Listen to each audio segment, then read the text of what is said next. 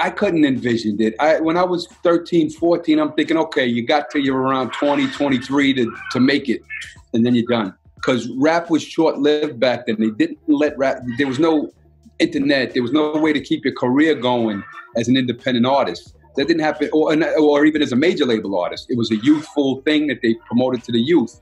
So that didn't happen until the 90s, where they started, okay, Jay-Z's a hustler and he's old already, but he'll use his drug money and be able to reinvent his career. And, that started all in the 90s. That didn't exist in the 80s. In the 80s, if you was 22, 23, 24, you was old. Chuck was the first one that was old that was coming. He was like 26. And everyone was like, damn, he's old, but that's why he raps like Martin Luther King. That's why he's like our father, like Chuck was like our father, but 26 was old.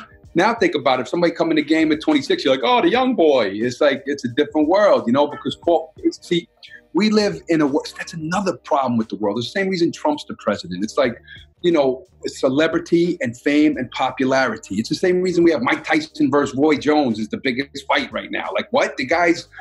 Jones gets knocked out every fucking time he fights. He's an old man. He shouldn't even be in a ring. And Mike Tyson hasn't fought last time he fought, he was getting knocked out by like the worst fighter, Kevin McBride, not the worst, but like, a very lower 30 fighter, like on the, not even in the top 30, I don't think at the time. I don't even know if he was ranked, but Kevin McBride.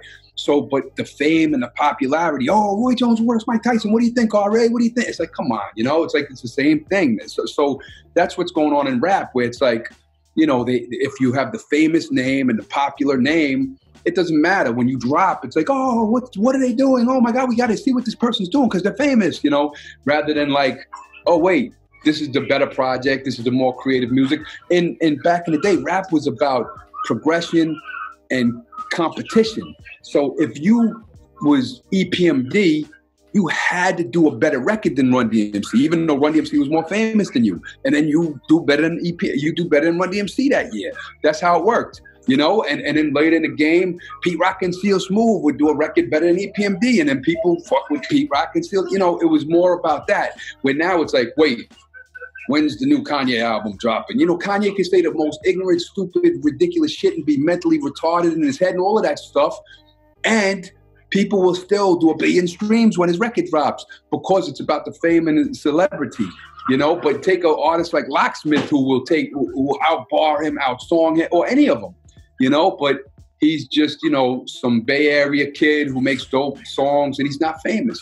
So nobody will check for that project. I mean, underground and lyrical guys will check, but if he had the same push or popularity as the others, they'd be going, oh, this is the genius of the world. But that's not how the world works. The world works where, oh, who's famous? Donald Trump, president. You know what I mean? That's how it works. That's how the world is, And me talking shit about Trump doesn't mean that I like Biden either. Biden is the worst racist scumbag piece of garbage too. Like, I'm not saying, oh, vote Biden. Fuck Biden. Don't ever vote Biden. Don't ever vote Trump. The problem is our country that's another thing about the popularity issue that our country has. It's like the two-party system is popular. So if you don't vote for one of the two parties, you're the bad guy because you tried to do something different and your vote didn't count. So you just voted for the guy I didn't like because you voted for the guy you actually liked. So with that mentality, it's a slave mentality where we have to be enslaved by this two-party system that goes around murdering the planet forever, a constant war machine and never change.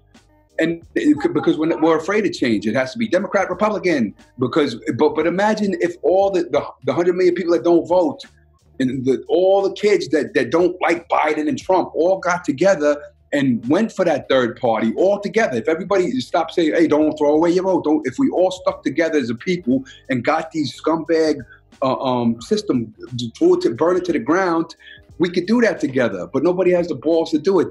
They'll vote shame you if you aren't involved with Trump or Biden, if like, how many people, because I don't support Biden, they go, oh, you're Trump's friend then. No, Trump is garbage. I don't want Trump anywhere near a microphone to represent our country, but it is, it is what it is. But does that mean that I have to, who's the worst of two evils? Biden? And is Biden really the worst of two evils? He's just as bad. Is there anything worse that Biden could have done in his past to make someone go like, he's a piece of shit? He's a piece of shit. The guy's a piece of shit, But popularity,